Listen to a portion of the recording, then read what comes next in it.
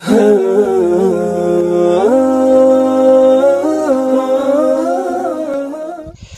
वालेकुम वरहमतुल्लाहि वबरकातुहू।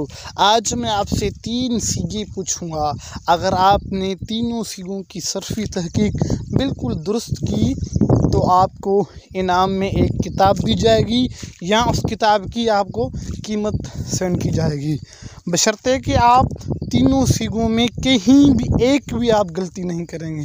अगर कहीं भी आपने गलती की तो आपको ये इनाम नहीं मिलेगा, आप इस इनाम से महरूम रह जाएंगे। पहला सीगा है लम तु नज। आप इसकी मुकम्मल सर्फ़ी तहकीक करें और ये भी बताएं कि यह असल में क्या था। और दूसरा सीगा है अलमू अलमू।